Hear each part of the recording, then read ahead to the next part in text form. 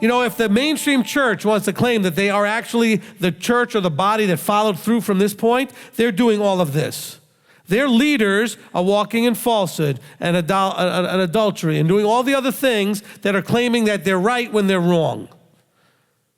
So more than worrying about the people in the churches, worry about all those leaders teaching those people in the churches. But they're also living through that, our fathers have inherited lies and been given strong delusion and all that. But that's where they need to have that understanding. By the way, this is also why if you ever came out, all of you listening, if you have come out and you were a teacher, preacher, shepherd, pastor, evangelist, prophet, whatever in mainstream, you could all think, well, who are you to tell me? Well, I don't care. You need to put your microphone down and go get trained. Okay? And that's a big problem in the body. You are hurting you and them, and you're going to get a double judgment. There's not a person that can walk from their Baptist, Pentecostal, Methodist, Catholic, whatever pulpit, change from Sunday to Saturday and Christmas and Easter to the feast, and think they're ready to preach. Because there's so many things you don't even know that you don't even know. Oh, you're so cocky and you're so, well, I don't care what you say. I'm just going to say what I got to say. This is hurting the body.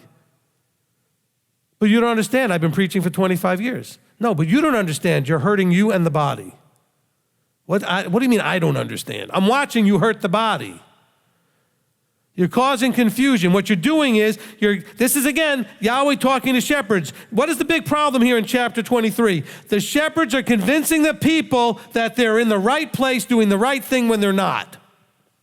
If you're coming out of one of those mainstream churches, and you're going to go ahead and teach the people Torah through those filters, you're convincing them that they're in the right place doing the right things when they're not. Because you're still mixing what you've always already been taught and what you always knew. If you are a teacher, prophet, shepherd, whatever, he says, woe to the shepherds, verse 1. He didn't just talk to the prophets. You want to call yourself a shepherd, not a prophet? Fine. Call yourself a pastor. Put the mic down. But then how am I going to make a living? Get a job. And then go sit under somebody and take some time to learn, more importantly, to unlearn what you don't know that you don't know. Learn what you don't know that you don't know, because you have no idea how much, because you'll think, well, I'm sure that grace is right and my belief on the trib is right. And just because all you think that's wrong is that you were eating pork and that you kept Sunday instead of Saturday and Christmas and Easter. That's just the tip of the tip of the tip of the iceberg. You were not taught grace right. You were not taught covenant right. You were not taught about the heart right. You were not taught right. Okay, I don't know what else to say. That doesn't mean you didn't have anything right, but you're not in a position to know which was which yet. It takes time. I'm not saying you won't get there, but you're not going to get there if you grab a mic and just start teaching everybody as if hey, I'm Messianic now. Goodness gracious. Really? It takes a long time. It takes a long time to be open to receive that what you've always been taught in so many ways was just not right. I'm not saying it was all wrong, but we're talking about perverted and twisted. In other words, it was not completely like a totally different thing. You just understood it in a slightly or greatly twisted way. Oh, you understood about salvation, but you understood it probably in a somewhat twisted way. You understood about grace, but in a somewhat twisted way. You understood about, all these different things, but not in a correct way. How do I know? Because you came out of a system that taught you wrong. And if you became a teacher of it, it just meant that you were even more ingrained and more expert at it than the average person.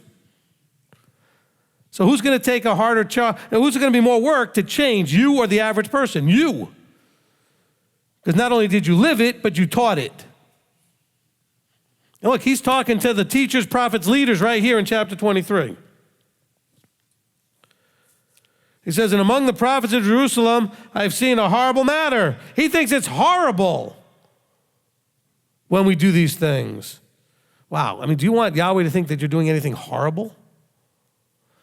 I mean, we're worried about disappointing him. Disappointment is like on such a light level compared to he thinks what I just did was horrible. A horrible matter. Committing adultery, walking in falsehood. So maybe you're thinking, well, I don't do adultery and I'm not doing idols. Fine, but are you walking in falsehood? What is falsehood? Falsehood is almost always doing something you're convinced is right, but yet it's still wrong. It's not like they're doing it knowing it's wrong. Some, probably. Very small percentage, so we're not going to worry about those guys. The majority of them are the Lord, Lord, we did all this stuff in your name guys. And they don't know that they didn't know.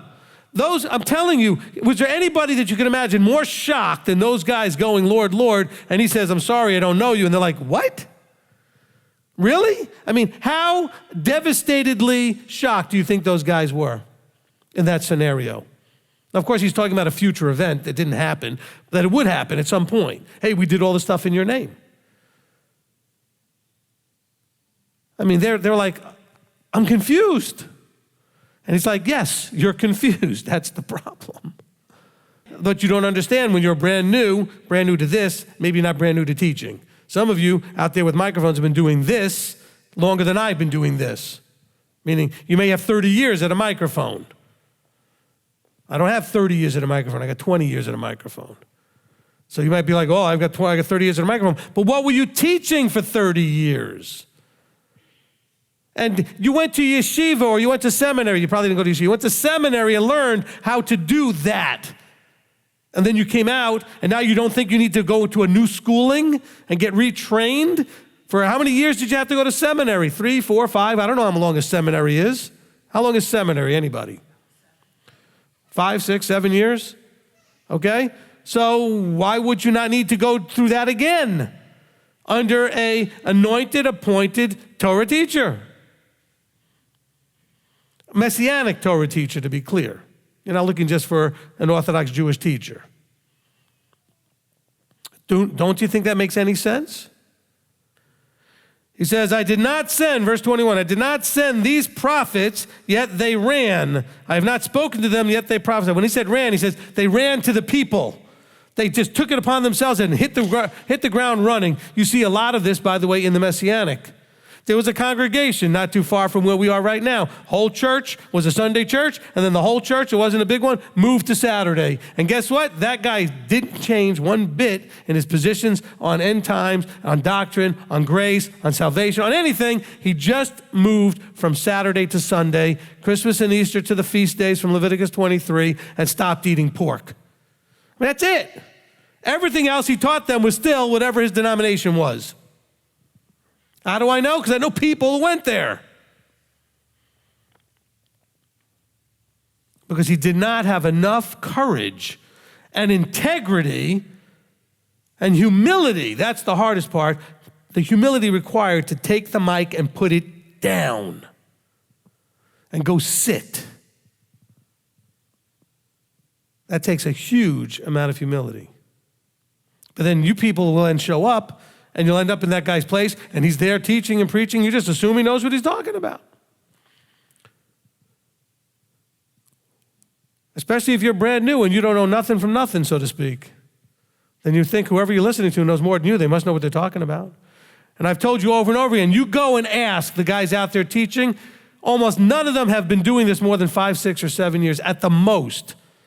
But when they started teaching on public, they were doing it less than 5 years, and they haven't learned necessarily a whole lot since then. They're just teaching you from the same place they came out of, because none of them have sat under anybody. Just think about that. And that's what you wonder why the body's such a mess.